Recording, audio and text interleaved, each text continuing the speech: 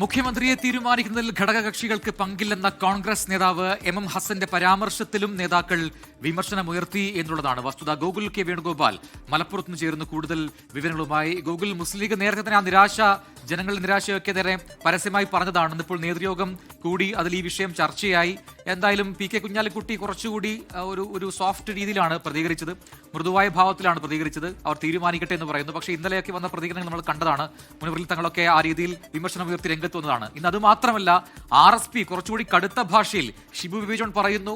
നാടൻ ഭാഷയിൽ പറയേണ്ട കാര്യങ്ങളാണ്, പക്ഷെ ഇത് പറയുന്നില്ല, മാന്യത ഉണ്ട് എന്നൊക്കെ പറയുന്ന ഒരു നിലയിലേക്ക് കാര്യങ്ങൾ വന്നിട്ടുണ്ട്. അപ്പോൾ ഇന്ന് ഒരു തീരുമാനമായില്ലെങ്കിൽ ഇനിയും പൊട്ടിത്തെറികൾ ഉണ്ടാകും എന്നല്ലേ കരുതേണ്ടത് ഗോകുൽ?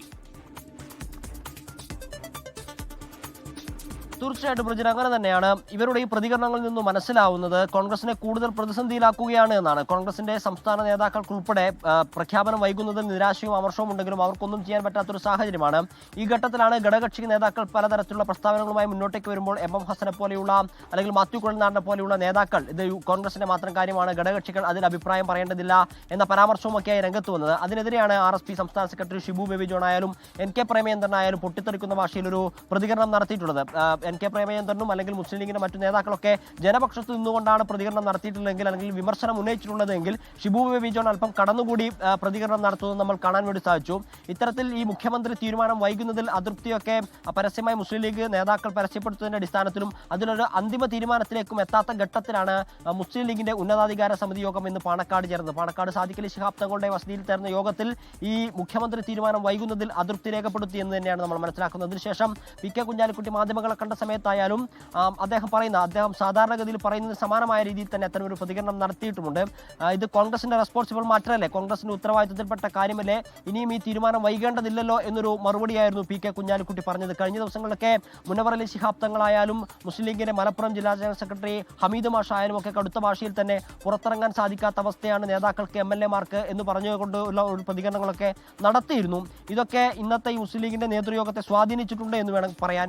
ഇത്തരത്തിൽ മുന്നണി നേതാക്കൾ, ഘടകകക്ഷി മുന്നണി നേതാക്കളുടെ പരസ്യ പ്രതികരണങ്ങൾ തീർച്ചയായിട്ടും കോൺഗ്രസിനെ സമ്മർദ്ദത്താക്കാനുള്ള സാധ്യതയുണ്ട്. അതിനാൽ ഇന്ന് ഇത്തരത്തിലുള്ള മുഖ്യമന്ത്രി ആര് എന്നതിനെ സംബന്ധിച്ച ഒരു തീരുമാനം ഉണ്ടാകുമെന്ന് തന്നെയാണ് മുസ്ലിം ലീഗും കരുതുന്നത്. പി കെ കുഞ്ഞാലിക്കുട്ടി അത് തന്നെയാണ് പറയുന്നത്. അതിനുശേഷം ഈ മുഖ്യമന്ത്രിയെ സംബന്ധിച്ചുള്ള പ്രഖ്യാപനം വന്നു കഴിഞ്ഞാലുടൻ പാണക്കാട് സാദിഖ് അലി ശിഹാബ് തങ്ങൾ ഇതു സംബന്ധിച്ച മുസ്ലിം ലീഗിന്റെ അഭിപ്രായം മാധ്യമങ്ങൾക്ക് മുമ്പിൽ പറയുമെന്നാണ് പറഞ്ഞിട്ടുള്ളത്. എന്തായിരിക്കും ആ അഭിപ്രായം എന്നതിനെ സംബന്ധിച്ച കാര്യം വ്യക്തമല്ല. നേരത്തെ തന്നെ VD സതീശന് അനുകൂലമായിട്ടുള്ള ഒരു നിലപാടായിരുന്നു അവർ തീരുമാനിച്ചതെങ്കിലും പിന്നോട്ടേക്ക് പോകുമ്പോൾ പരസ്യമായി പറയാൻ തയ്യാറായിട്ടില്ല എങ്കിൽ കൂടി VD സതീശന് അനുകൂലമായിട്ടുള്ള ഒരു നിലപാടാണ് ഈ ഹൈക്കമാൻഡിന് മുന്നിൽ മുസ്ലിം ലീഗ് നേതൃത്വം വെച്ചിട്ടുള്ളത് എന്നാണ് മനസ്സിലാക്കാൻ സാധിക്കുന്നത്. അതുൾപ്പെടെയുള്ള കാര്യങ്ങൾ ഇന്ന് ചർച്ചയായിട്ടുണ്ട്. അതോടൊപ്പം തന്നെ VD സതീശനല്ല ഈ മുഖ്യമന്ത്രിയായി വരുന്നത് എങ്കിൽ കൂടിയും അണികളുടെ രോഷം, അത് സ്വാഭാവികമായിട്ടുള്ള ഒരു പ്രകടനം നേരത്തെ തന്നെ കണ്ടതാണ്. VD സതീശന് അനുകൂലമായിട്ടുള്ള ഫ്ലക്സ് ബോർഡുകൾ കോൺഗ്രസ് പ്രവർത്തകർ മാത്രമല്ല മുസ്ലിം ലീഗിന്റെ പ്രവർത്തകർ ഉൾപ്പെടെയുള്ള ആളുകൾ വെക്കുന്നത് നമ്മൾ കണ്ടിരുന്നു.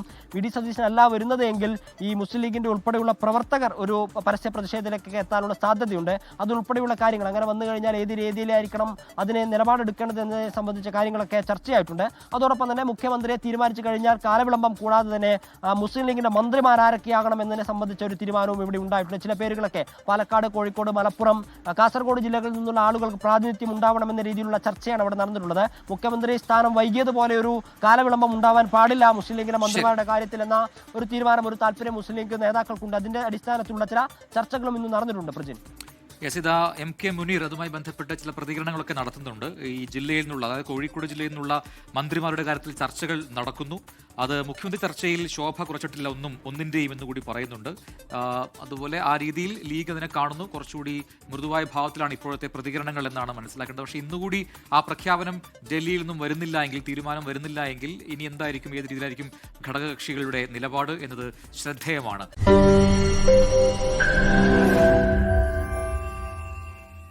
ലോകത്തെവിടെയായാലും ഏത് സമയത്തും 24 വാർത്തകളും ഓഗ്മെന്റഡ് റിയാലിറ്റി പാക്കേജുകളും എക്സ്പ്ലെയിനറുകളും വിശദമായി കാണാൻ ഞങ്ങളുടെ YouTube ചാനൽ നിങ്ങൾക്ക് സബ്സ്ക്രൈബ് ചെയ്യാം.